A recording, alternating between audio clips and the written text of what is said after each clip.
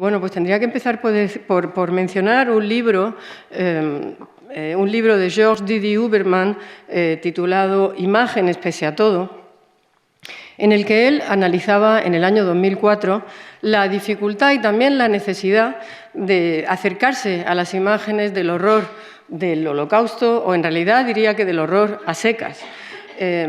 Y también analizaba las posiciones que pueden tomarse frente a esas imágenes, no solamente, pero sí especialmente desde la historia del arte. El libro, como he dicho, se titula Imágenes pese a todo, y esta charla, como pueden imaginarse, pues de alguna forma es también un homenaje a ese texto. Estas imágenes son imágenes de agosto del año 44 y el fotógrafo que las tomó en unas condiciones de precariedad verdaderamente heroicas se convierte, por el simple hecho de haberlas hecho, en un testigo, en un ojo. Yo lo vi, está diciendo aquel hombre, igual que hizo Goya en la estampa 44 de los desastres de la guerra, que fue dibujada probablemente en torno a 1810, aunque no se publicara como estampa hasta 1863. En los dos casos hay una urgencia imperiosa de contar, de prevenir al mundo, de lanzar un grito, pero también hay un mecanismo de contención, hay un mecanismo de prevención o de distancia impuesto por el terrible hecho que están presenciando, por el terrible hecho del que se quiere dar testimonio y también por la circunstancia precaria o débil de quien cuenta, de quien da testimonio. Sabemos que las fotos de Auschwitz fueron tomadas, lo pueden ver ustedes en esa imagen, lo pueden imaginar, desde un cobertizo a escondidas y con un riesgo altísimo para la vida de los implicados, en realidad para la vida de todos los presentes en el campo, que por cierto un poquito después pues, presenció una de las pocas rebeliones de prisioneros que tuvieron lugar durante el Holocausto, en el curso del Holocausto. Para cumplir con su objetivo, aquellas imágenes debían de ir más allá. Debían traspasar los límites espaciales del campo para avisar a quienes estaban a salvo o para quienes pensaban que estaban a salvo en un lugar lejano, en un lugar remoto, de que quizá no lo estaban tanto, de que nadie está a salvo de la barbarie. En el caso de Goya, la distancia, como he dicho, no era una distancia temporal, sino era una distancia impuesta, no era una distancia, espacial, sino era una distancia impuesta por su situación bifronte como artista dependiente de los encargos cortesanos y al mismo tiempo comprometido con los problemas de su tiempo. Esa distancia tiene que ver, en su caso, como digo, no con el espacio, sino precisamente con el tiempo. No con el marco espacial en el que se realizan, sino con el tiempo desde que la realiza hasta que se comunican, hasta que se hacen públicas. Incluso, como digo, mucho más tarde de la muerte de Goya. Son imágenes que todavía, al día de hoy, nos siguen avisando, nos siguen poniendo en alerta.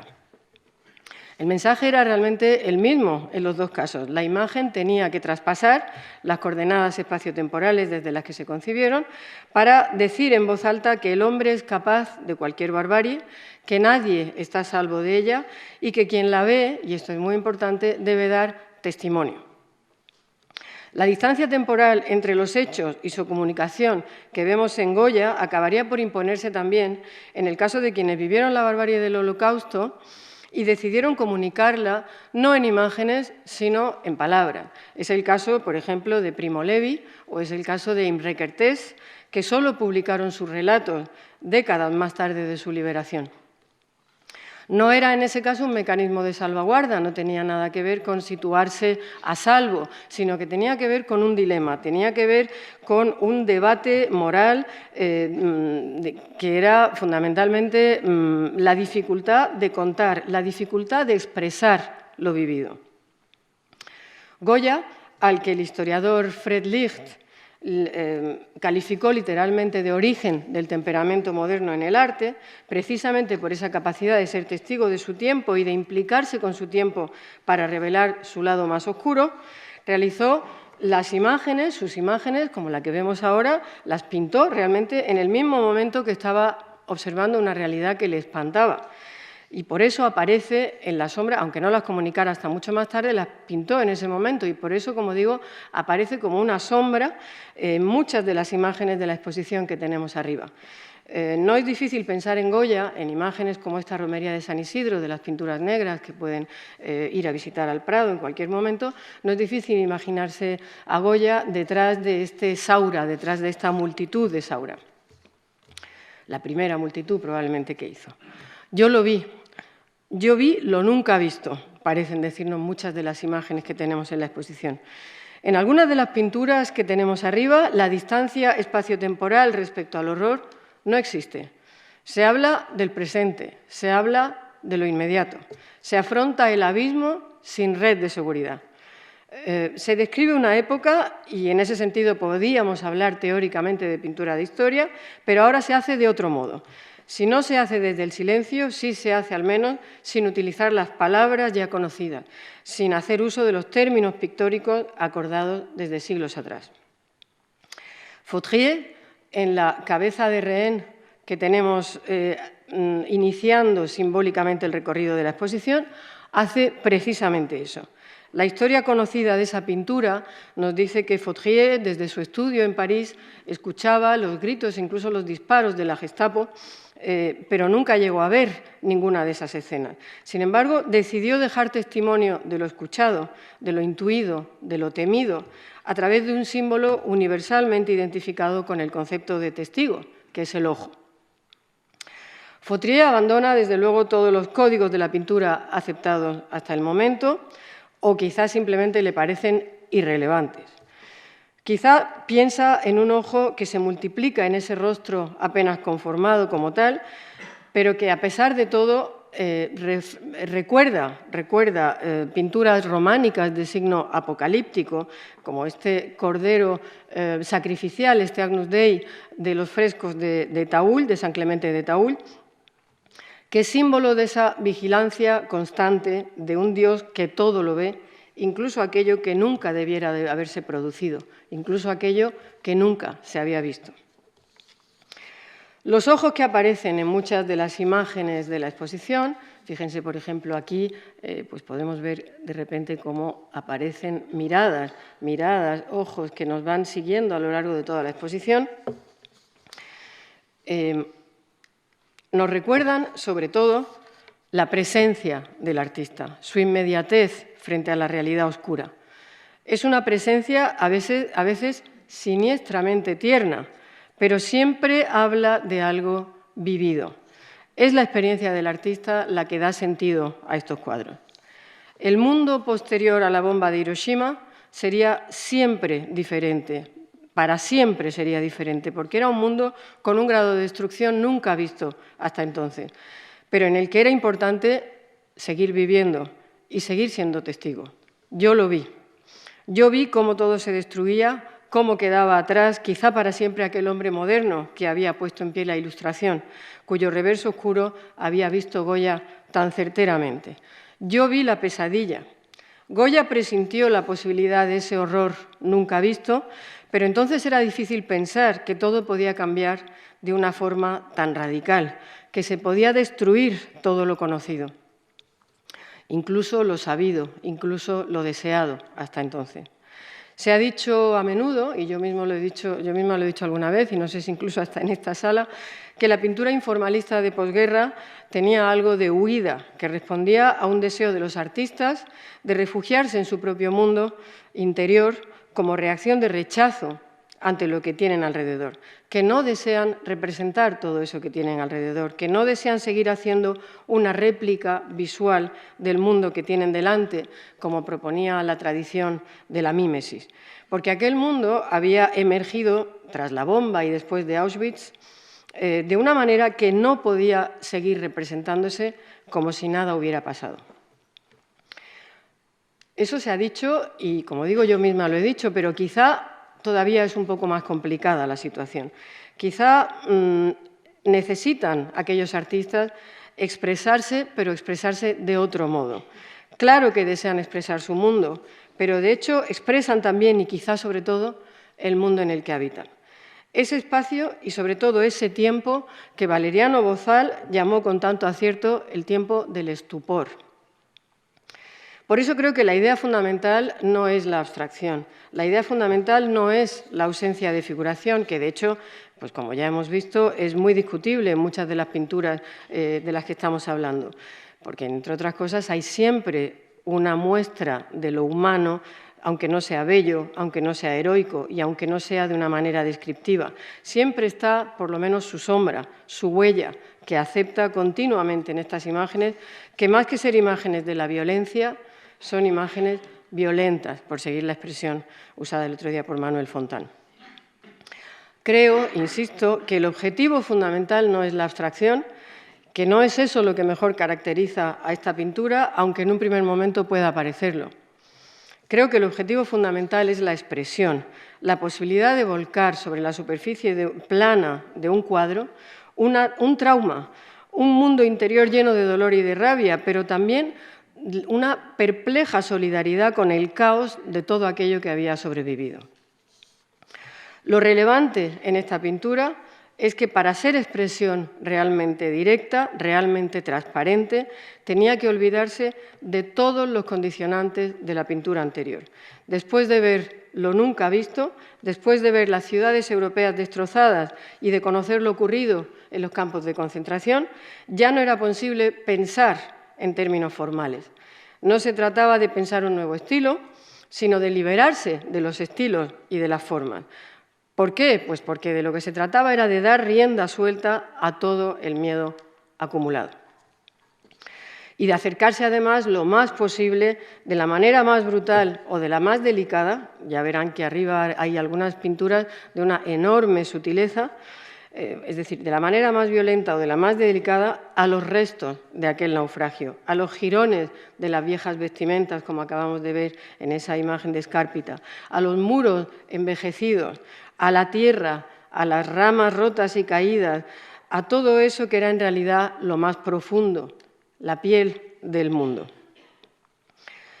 En ese sentido, esta nueva pintura se afirma como tal, como pintura, de manera muy poderosa a través de la presencia de sus componentes físicos, pero también de su propio proceso de creación, que ya no consiste en aplicar la pintura mediante un pincel a un lienzo en blanco.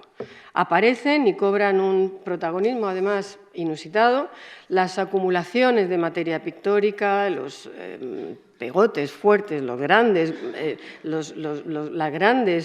materias pegadas al cuadro, pero también los desconchones, los rotos, los descosidos, los quemados, materiales y técnicas completamente nuevas que revelan el gesto del artista, sus movimientos, casi diría que su aliento. Este dripping de Mathieu, por cierto, que está arriba, bueno, pues parece ser que es uno de los primeros, si no el primero de toda la historia del arte. Siempre da miedo decir de algo que es el primero de lo que sea, pero en todo caso sí es evidente que es 2 años anterior, al menos, a los famosos dripping de Pollock, que están, como saben, fechados en el año 47. Entonces, en ese sentido, bueno, pues lo que vemos en la pared es efectivamente algo. Lo que vemos en las paredes de la exposición es algo nunca visto antes, es algo nunca visto que retrata un mundo nunca visto. Es algo nunca visto, pero aún así podemos pensar esta pintura en relación con el surrealismo. Hace unos días, Gandour, el coleccionista, mencionaba la importancia de Masson para los pintores americanos de esta misma generación de los pintores europeos que tenemos arriba. Y también podemos ver esta pintura en relación con el romanticismo, porque en el fondo son expresiones de mundos interiores, pero también son románticos en tanto que formas no convencionales de relacionarse con el mundo. Es evidentemente una pintura que habla de lo sublime o que habla en términos sublimes en el sentido de que se sitúa a las puertas del horror cuando el mundo se cree, erróneamente o no, finalmente a salvo. No se trataba en absoluto de pura experimentación formal, ni tampoco de una pulsión de originalidad, ¿no?, de ese concepto asociado durante décadas a las vanguardias y al progreso del arte en el siglo XX, que ha sido tan desmitificado después, el concepto de originalidad por Rosalind Krauss, ¿no? Está lejos esta pintura de querer liberarse de toda conexión con el mundo para situar al arte en un terreno propio y superior, como habían hecho, por ejemplo, las pinturas suprematistas de Malevich. No es solamente que ya no fuera un tiempo de utopías vanguardistas, no es solamente que el arte pudiera situarse en ninguna esfera superior a nada, es que, sobre todo, esta pintura de posguerra no busca situarse por encima ni siquiera fuera del mundo. Al contrario, es inseparable del contexto en el que se produce y está completamente contaminada por él. Eso lo vemos además también muy claramente en conexión con la fotografía, pero de eso les hablará el próximo día Horacio Fernández.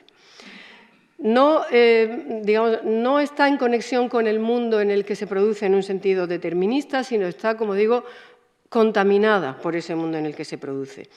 No es un reflejo de ese mundo en el sentido de que sea una respuesta mecánica a una circunstancia histórica, a la de la guerra mundial y a la de su final atómico, sino que tiene que ver con la época en la que se hace, en el sentido de que hay algo así como una especie de continuidad entre el tejido de la realidad de dentro y de fuera del cuadro y de dentro y de fuera del artista.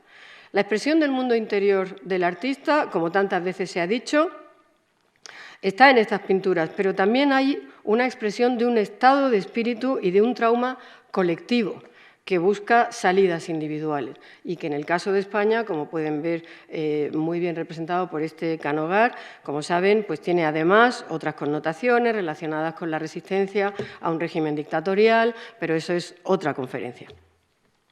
Es un arte, en todo caso, inseparable de su época, pegado a su época. Quizá ese sea el factor que nos hace sentirnos a veces emocionalmente alejados de esta pintura. En ocasiones cuesta ser sensible a lo que querían expresar aquellas pinturas de una manera tan perentoria, especialmente cuando se contemplan en el vacío, en la asepsia del cubo blanco expositivo de la mayoría de los museos de arte moderno, porque entonces se corre el riesgo de contemplarlos solamente como restos arqueológicos de un mundo ajeno y perdido para siempre. He dicho ya varias veces que estas pinturas no buscan la abstracción per se, no buscan la abstracción como tal, sino la expresión. Pero expresar no es lo mismo que representar. No se trata de transcribir las formas del mundo y menos de hacerlo contemplando las reglas de la pintura tradicional. Ninguna regla merecía ya respeto y menos aún las que se debían a una idea de belleza cuyo prestigio no le había servido para ser salvada de las bombas. Ni siquiera la belleza elegantísima de la pintura de entreguerras parecía poder sobrevivir. Toda la belleza había perdido su prestigio y su supuesto poder edificante. Nadie parecía acordarse de la belleza. La urgencia expresiva, incluso diría que la angustia expresiva, acabaría por llevarse por delante ese y todos los demás convencionalismos. Ya en su Tratado de la Pintura, Leonardo da Vinci, en el paso del siglo XV al XVI, había advertido de los peligros que entrañaba la expresión en ese sentido.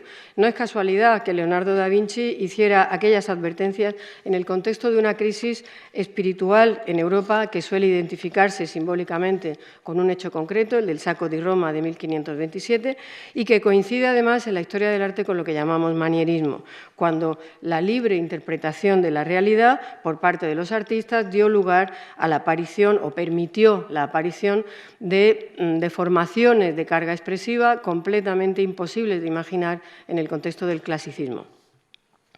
Es entonces justamente cuando se producen obras como este famoso crucifijo de Grünewald que ponen de manifiesto que el arte podía tener la capacidad de reflejar no solamente el mundo exterior, sino también el mundo interior del artista. Desde la óptica clasicista de Leonardo da Vinci, claro, eso era un grave inconveniente, un grave problema, incluso un peligro, como decía. Leonardo parte de que el arte, y eso nos interesa, de que el arte el artista expresa en sus figuras, en sus obras, una parte de su manera de ser. Dice literalmente, cito, «Si tú eres bestial, tus figuras lo serán igualmente y no tendrán sentido. Y del mismo modo se mostrará en tus figuras cada cosa buena y mala que lleves en ti mismo». Fin de la cita. Por eso Leonardo animaba a los artistas no a corregir, no a reprimir, digamos, ese afán de autoexpresión, pero sí a compensarlo a través del estudio de la belleza ideal. De hecho, la tensión entre esos dos conceptos, entre belleza ideal y expresión, ha vertebrado una parte muy importante del desarrollo del arte contemporáneo. Y en esa contraposición, que viene a ser como una versión de la oposición entre lo clásico y lo romántico, entre lo apolíneo y lo dionisíaco, entre la medida y la emoción, entre lo objetivo y lo subjetivo, el arte que mejor caracteriza a la posguerra, a la segunda posguerra mundial, se queda siempre con la segunda parte, es decir, con lo romántico, con lo dionisíaco, con la emoción, con lo subjetivo. Ya hemos visto que en otros momentos de la historia la pintura había sido vehículo a través del cual afloraron miedos personales o colectivos en momentos de grandes cambios espirituales o sociales. Y en esa línea genealógica de los expresionismos del norte podríamos recordar también un ejemplo tan claro y más próximo en el tiempo como el del Grito de Munch. La segunda posguerra no era, en ese sentido, el primer momento en el que se sacrificaba la belleza canónica por la expresión, pero aquella sí fue la embestida más radical contra todos los cánones, porque el abandono de la belleza tradicional iría ahora aparejado a otras ideas cruciales como libertad o como verdad, capaces de llevarse por delante también, además de la belleza, a otro concepto fundamental en la historia de la pintura, como es la forma. La forma entendida como algo con contornos reconocibles, con una solidez y con una definición capaz de separar una unidad visual de la otra. La forma es sustituida ahora por algo diferente, por algo capaz de evocar lo insignificante, lo fragmentario, lo precario. Si por el camino se habían perdido la belleza y la forma, era porque, y esa es en buena medida la tesis de la exposición, era porque el propio mundo había perdido su forma, porque ya nada era cierto, porque ya nada era reconocible en sus antiguos límites, en sus antiguos términos. La pintura más representativa de aquel tiempo se bautizó entonces como informalista precisamente por eso. Había perdido la forma, había abandonado los contornos, había abandonado las composiciones y las geometrías estables. Ahora se constituiría por manchas, por pinceladas violentas que registraban el golpe de la pintura contra el lienzo, aunque algunas veces pudieran leerse incluso como un eco de sucesos concretos, como ocurre con este Hantai. El otro día Gandour también nos explicaba cómo podríamos pensar ese golpe de pintura roja en relación con los disparos, el impacto de los disparos de la revuelta húngara de 1956. Hay que decir que Hantai, por supuesto, es húngaro. La pintura de esa época se constituiría también, la pintura informalista se constituiría también por colores, a veces pardos o brillantes, a veces grises, a veces realmente muy llamativos, que acaban conformando a menudo una imagen magmática, una imagen extraña, diferente, radicalmente nueva sobre el lienzo. Lo nunca visto, efectivamente. Era una pintura otra, extraña, diferente, radicalmente nueva. Así la llamó en su famoso libro de 1952, y fíjense en esa fecha, Michel Tapié, un libro que pronto se convertiría en el gran teórico de referencia sobre este asunto. Claro, fíjense en la fecha, les digo, para llegar a la conclusión de que en el fondo lo que hace Tapié es más un diagnóstico a posteriori que realmente una formulación de algo que está por suceder. En ese sentido, bueno, pues hay que decir que el libro de Tapié se entiende sobre todo a través de su subtítulo, Un arte otro, donde se trata de los nuevos desarrollos de lo real, donde se trata de nuevos desarrollos de lo real. Aquí hay varios términos clave. Uno de ellos, desde luego, es lo real, lo real. Con él, Tapié, con este libro, Tapié, y con este término sobre todo, Tapié corrobora que no se trata para nada de alejarse de la realidad, sino de aproximarse a ella de otro modo. Son otros desarrollos, como dice él, son otros materiales, otras formas de trabajar, otra sensibilidad, otros objetivos, otros anhelos. El mundo había cambiado, lo real había cambiado, la forma de expresarlo debía de ser distinta. Y lo real en Europa era la destrucción, la devastación de la guerra, algo que de hecho no había ocurrido en Estados Unidos, salvo al final de la guerra y en lugares muy concretos. Por eso, aunque puedan relacionarse el expresionismo abstracto americano y el europeo, es evidente que el trasfondo de los dos es algo diferente. Pero lo real, ese término que utiliza Michel Tapié, lo real había cambiado también en otro sentido.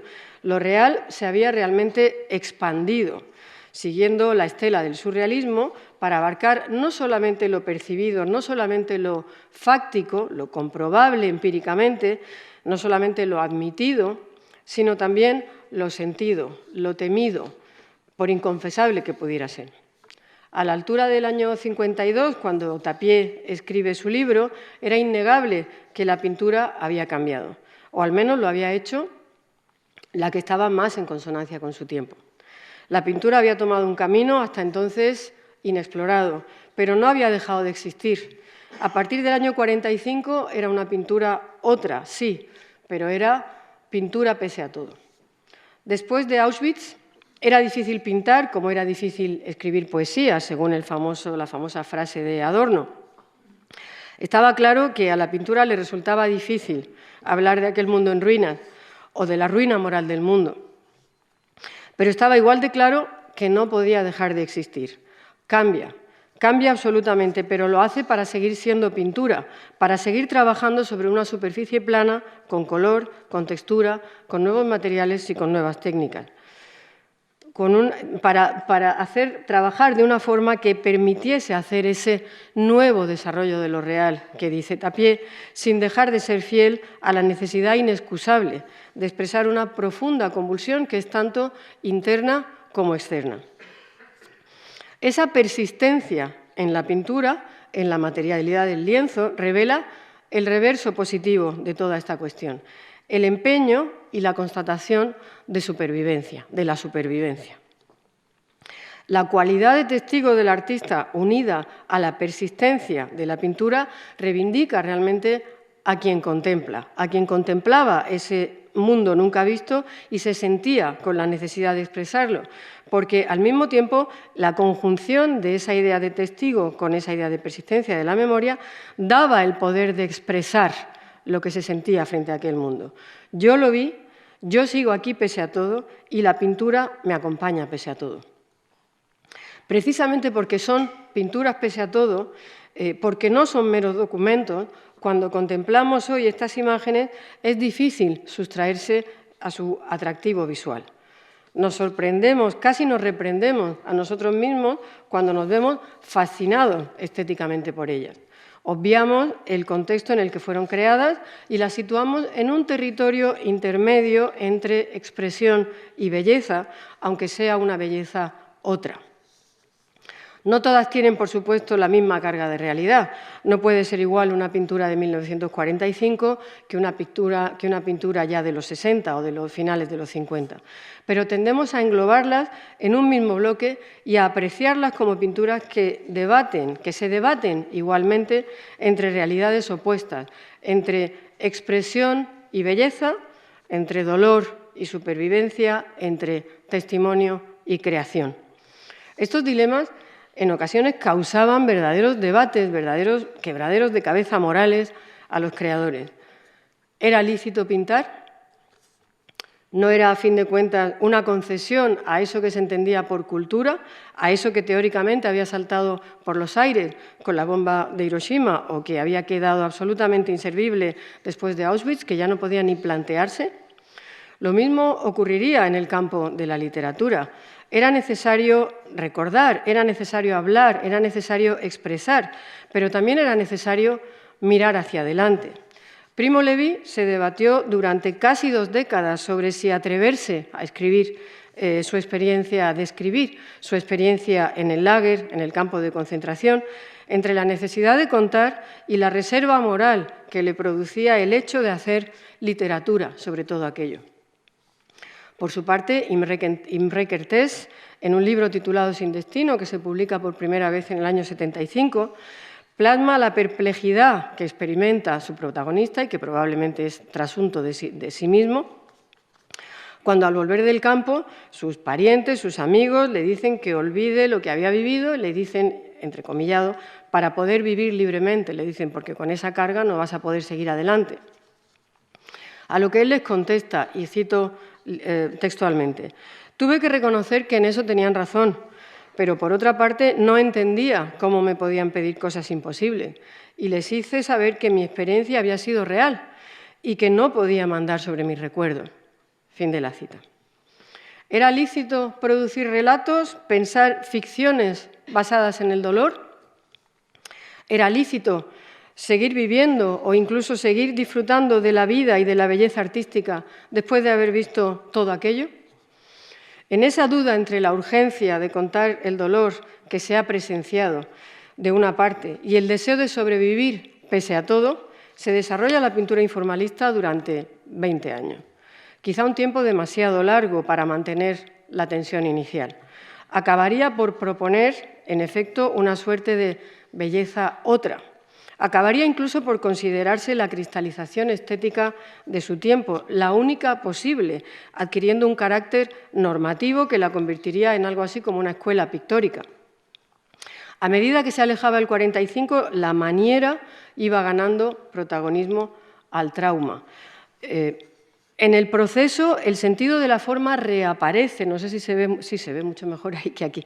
El sentido de la forma reaparece, y reaparece a veces con una cierta voluntad tectónica, constructiva, dando lugar a una suerte de imágenes postcubistas, fundamentalmente en Francia, que ya saben que siempre ha tenido tan clara la raíz de lo clásico en todo el arte que se produce en el país. De hecho, además, también es el lugar donde el cubismo, por supuesto, tuvo mayor desarrollo y donde también el cubismo, en el transcurso de otra guerra, de la Primera Guerra Mundial, hubo de justificarse a sí mismo como una especie de clasicismo moderno. Incluso el color en Francia se haría también algo más amable, como vemos en este Poliakov, en un eco de las piezas de algunos de los grandes nombres de la vanguardia clásica. Una vez consolidada la pintura informalista como una fórmula casi inevitable a finales de los 50, los estragos del tiempo sobre la piel de un mundo cada vez más urbano comenzaron a asomarse de otra manera a la esfera de la cultura, de la alta cultura, de la gran cultura. Lo hicieron a través de los carteles, o mejor, a través de su ausencia. Las piezas de Jacques Villeglé toman como punto de partida la calle, la realidad de la calle. Y lo mismo ocurre con las de Heyns. Si con los materiales del informalismo la realidad material del mundo había entrado en el lienzo, es decir, las arenas, las arpilleras, los quemados, los descosidos, había entrado en tromba esa realidad en el mundo del arte, pero ahora lo va a hacer con los décollages cambiando de foco. La apariencia sigue siendo próxima al caos de lo cotidiano, sin embargo. El foco ahora, como ven, es lo publicitario, es la vida real, es el dinamismo de la vida de la calle. Los dos son vidas reales, pero ahora cada vez más es, como digo, ese mundo que anuncia ya el mundo del consumo. Lo real, como había dicho, como le había llamado Tapié, es ahora mucho menos dramático, aunque el desgarro siga desde luego estando presente. Pero las aspiraciones pictóricas de estos cuadros, aunque sean muy distintas de algunas de las pinturas informalistas anteriores, las aspiraciones pictóricas siguen siendo irrenunciables, aunque ya no se trate de lienzos. Son aún imágenes deliberadamente sucias que mantienen, sin embargo, un hilo de comunicación muy claro con toda la pintura de la que estamos hablando. Mantienen muy claramente el hilo de esa informa, de lo que no tiene forma, incluso cuando esa pintura informalista ya está plenamente conformada como una tendencia oficial, como una tendencia incluso promocionada oficialmente.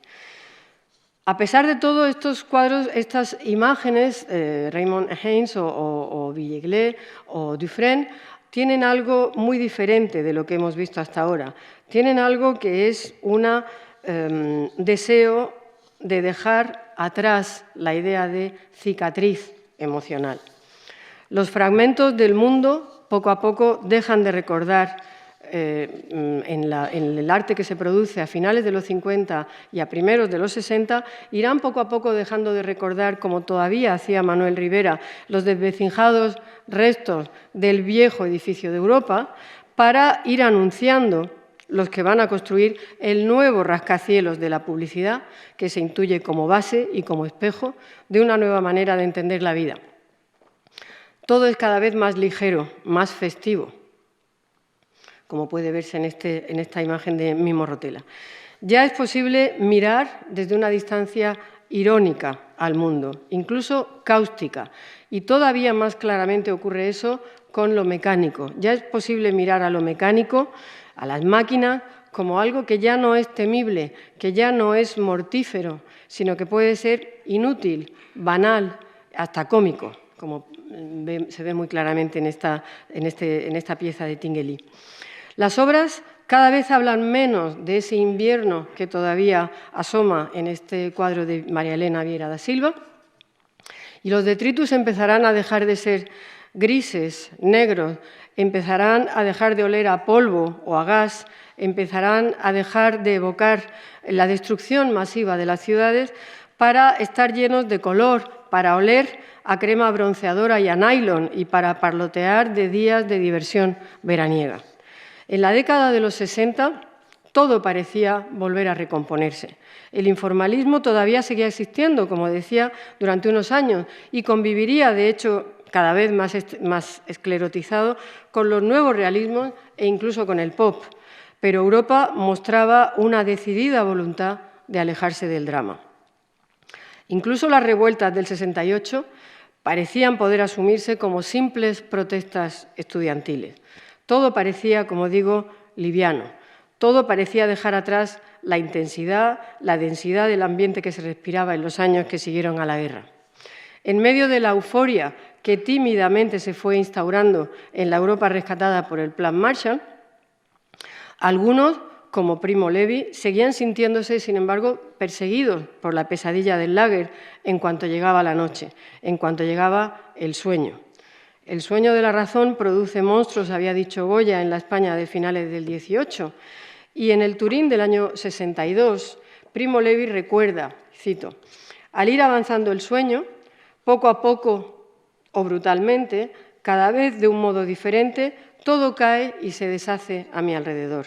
El decorado, las paredes, la gente, la angustia se hace más intensa y más precisa.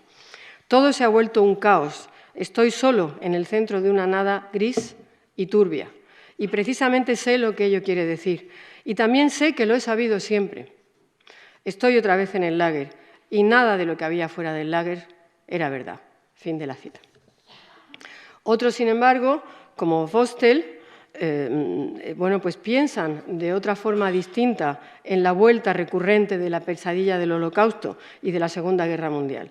En la obra de Vostell, la pesadilla toma la forma de una foto del juicio de Nuremberg cubierta por un refinadísimo color verde agua.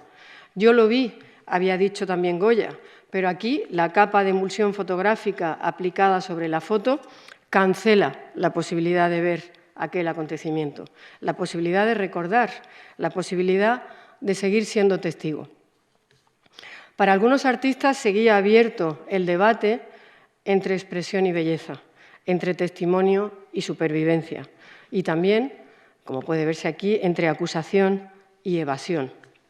¿Es esta en realidad una acusación de la evasión o es pintura pese a todo? Nada más. Muchas gracias.